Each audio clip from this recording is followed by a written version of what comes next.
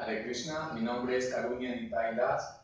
Les doy la más cordial bienvenida a nuestro video número 9, correspondiente al tema los medios para asimilar el conocimiento, para cumplir con nuestro fin, autoridad. Bien, en esta ocasión, para hacer esta explicación, vamos a valernos de tres ejes principales, que son, primero, las actitudes para poder asimilar este conocimiento. Segundo, los métodos para obtener este conocimiento. Y tercero, qué es conocimiento y qué no lo es. Haciendo una especie de comparación entre la ciencia espiritual y la ciencia convencional. Bien, en cuanto tiene que ver a actitudes, considero que tanto en las ciencias convencionales como en las ciencias espirituales se requiere de una dosis de sumisión y de fe.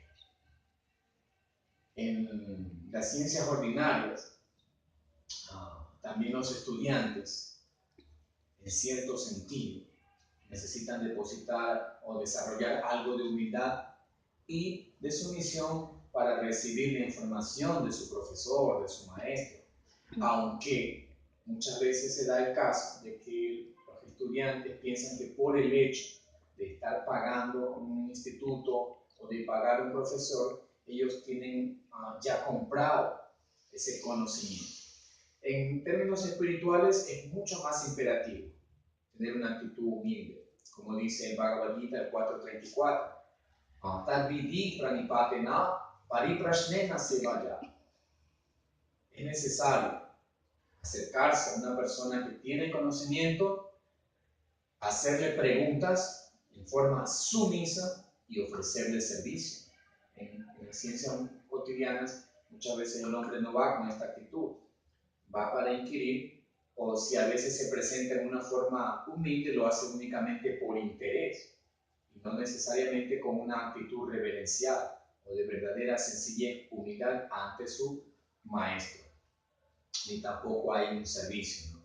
En la vida espiritual pues es imprescindible esta actitud de humilde, porque algo de que carecen las ciencias ordinarias es de misticismo. En la vida espiritual el conocimiento se recibe de dos maneras, por medio escrito de un lenguaje, pero también por medio de revelación.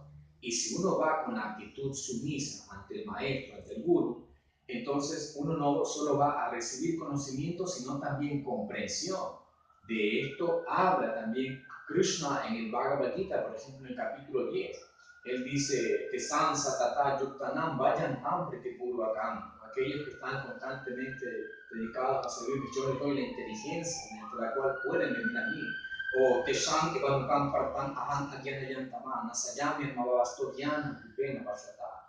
Es con una misericordia especial, dice Krishna, Él va a dar el conocimiento dentro del corazón. Entonces, de esto carece las ciencias convencionales, pero también ellos tienen algo de sumisión, aunque no sea pura, sincera, pero en una parte. Y en lo que tiene que ver a fe, esto es imprescindible en la vida espiritual, ya que fe es el inicio de nuestro desarrollo espiritual, y esa fe se va a acrecentar en la medida en que más nos asociamos con devotos. Y esa fe tiene que ser práctica, como decía Srila Prabhupada, porque si no hay fe, no se puede alcanzar el resultado del conocimiento, como Krishna lo dice en el Bhagavad Gita 9.3. Él dice, Asradanana Purusha. Dice que Asrada significa fe y A sin fe. Una persona, Purusha, sin fe, no puede obtenerlo a él, dice Krishna. En las ciencias ordinarias, pues también el científico tiene que desarrollar algo de fe por sus postulados, por sus teorías, por lo que él está investigando. En cuanto a la vida ordinaria, pues la gente también tiene algo de fe, aunque no es una fe práctica sólida, pero hay algo de fe. Por ejemplo, alguien se compra la lotería con una esperanza de ganársela, pero eso es algo tan incierto, ¿no? Entonces la fe debe tener algo de lógica, algo de sentido, ¿no? No podemos tener fe, por ejemplo, en que mañana no va a salir el sol o que en algún momento los tigres van a volar. Eso no tiene sentido, o sea, no podemos hablar de eso como fe. Pero en la vida cotidiana la gente algo desarrolla fe por alcanzar algo que sea para gratificarse los sentidos. En cuanto a mi posición personal, cuando yo me integré a la conciencia de Krishna, pues aprendí que era rotundamente imprescindible la sumisión. Incluso estudiando el capítulo 13, al texto 8, Krishna revela el proceso de conocimiento en 18 partes, y la primera de ellas, y debe ser la primera, es la humildad. Comprendí que la humildad abre puertas. La humildad es la clave para uno calificar o ser elegible para recibir el conocimiento del Guru. También en otros libros como el Bhagavatam, ¿no? También se explica mucho acerca de la humildad, la posición humilde para que el maestro revele el conocimiento al discípulo. Entonces es imprescindible, eso lo aprendí, que era imprescindible en la vida espiritual. Y en cuanto a fe, también comprendí, gracias a las instrucciones de Srila Prabhupada, que yo necesito fe, aunque venía de una postura atea, en donde no tenía fe, generalmente por la vida espiritual, pues gracias a Srila Prabhupada aprendí que si uno se asocia con personas que están interesadas en evolucionar, en progresar en el conocimiento espiritual, uno acrecienta esa fe. Y esa fe se va desarrollando día a día con mi práctica cotidiana. Bien, el segundo punto es los métodos, las maneras como asimilamos ese conocimiento. Dentro del ámbito espiritual, el método en que recibimos este conocimiento es en que lo recibimos a través de una autoridad o de una cadena de autoridad, de personas sabias. Esa cadena se llama Guru Parampara. Krishna también habla de esto en el capítulo 4. Él dice, Evam Parampara Praptam Imam Rayarsa Yovidu. Krishna hizo esta cadena de sucesión discipular para entregar el conocimiento espiritual. Entonces, el conocimiento que nosotros recibimos, lo recibimos de autoridades, no de cualquier persona. Es importante que uno reciba el conocimiento de una persona sabia, una persona entendida en la materia. En las ciencias ordinarias también es importante, por ejemplo, si queremos saber cómo curarnos una enfermedad o queremos saber cómo funciona el cuerpo, pues vamos a un médico, porque él es la autoridad. Los científicos también tienen autoridades, por ejemplo, en la física una autoridad es Albert Einstein, en astrofísica una autoridad es Hopkins, y la gente deposita sus buenas palabras de esta persona. También hay una especie de linaje también, ¿no? Por ejemplo, recordemos grandes filósofos que han tenido sus discípulos, sus escuelas, como Sócrates, cuyo discípulo era Platón, y Platón tuvo como discípulo a Aristóteles, y Aristóteles también tenía sus discípulos. Muchos de ellos fundaron sus propias escuelas, ¿no? La escuela aristotélica, la escuela platónica, los socráticos y muchos más, ¿no? Incluso podemos mencionar a Confucio. Confucio también tenía su escuela, sus seguidores, etc. Entonces vemos que también hay algo de esto, ¿no?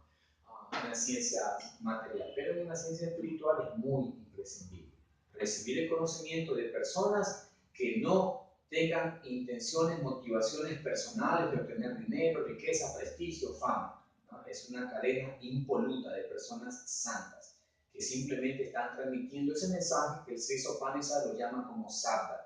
Existen 3 métodos para adquirir conocimiento: por la vía directa, la percepción de los sentidos, pratyaksha, como lo hacen la generalidad de las personas, asimilen el conocimiento por lo que ven, por lo que escuchan. Luego también está Anuman. Cuando no podemos percibir algo con los sentidos, empezamos a especular. Pudo ser así, pudo ser de esta manera. Lastimosamente los científicos dan por sentado sus teorías, pero eso no es verdaderamente conocimiento. Y luego está Sabda, la revelación, el conocimiento trascendental de aquello que está más allá de nuestro alcance. Y esta cadena de sucesión discipular está entregando ese conocimiento. En la vida cotidiana, pues, la gente no está muy interesada en saber de dónde procede ese conocimiento. Ellos asimilan como verdadero conocimiento lo que reciben de la televisión, de cualquier político, científico, moralista. No se preocupan en averiguar si es una autoridad en ese conocimiento. La gente simplemente toma eso como válido siempre y cuando esto les sirva para gratificar los sentidos. No importa si lo habló un gran religioso, un político, un científico o el hijo de un vecino. Ellos, si sirve para gratificarse los sentidos, no importa la fuente, es válido. En mi caso personal, pues cuando estudié el Sri Sopanesa, me sirvió de mucho para entender que no todo lo podemos averiguar, todo el conocimiento lo podemos comprender únicamente a través de nuestra percepción, ya que estos sentidos son imperfectos y el hombre tiene muchas limitaciones, justamente una de ellas, ¿no? Tener sentidos imperfectos, estar en ilusión, cometer errores y tener la tendencia a engañar. Entonces, una persona que tiene estas imperfecciones no puede, eso lo comprendí del Sri Upanishad, no puede darnos verdadero conocimiento. Solamente una persona que está libre de estas imperfecciones nos puede dar. Entonces, para mí es de vital importancia, ¿lo entendí? Recibir el conocimiento de una autoridad espiritual. Y finalmente, ¿cómo saber qué es conocimiento y qué no lo es? Nosotros en Conciencia de Krishna, pues, determinamos como conocimiento aquello que ha pasado por un filtro que se llama Guru, Sadhu y Shastra. La autoridad en el conocimiento espiritual, los devotos, que son también autoridades, entendidos, comprendidos en las ciencias espirituales, y finalmente la Shastra, las escrituras. Nosotros, toda nuestra vida y nuestra práctica y le conocemos, debemos siempre cotejarlo o recibirlo de estas valiosas fuentes. En la vida, en las ciencias ordinarias, pues generalmente el científico simplemente se esfuerza en sus propias capacidades. Para él determina como conocimiento aquello que percibe con sus sentidos. Como explicábamos, esto no es un método apropiado. Sin embargo, ellos lo toman como conocimiento. Otro aspecto de lo que es conocimiento y lo que no es que el conocimiento debe ser integral. El conocimiento debe abarcar todo del ser humano, no solamente la parte material y sus necesidades corporales, sino también su necesidad espiritual, ya que somos materia y somos espíritu. Por lo tanto, el conocimiento debe estar dirigido a satisfacer globalmente o integralmente las necesidades del ser humano. El ser humano tiene necesidades materiales, está bien, para eso son las ciencias materiales, pero también tiene necesidades espirituales y para eso es la ciencia espiritual.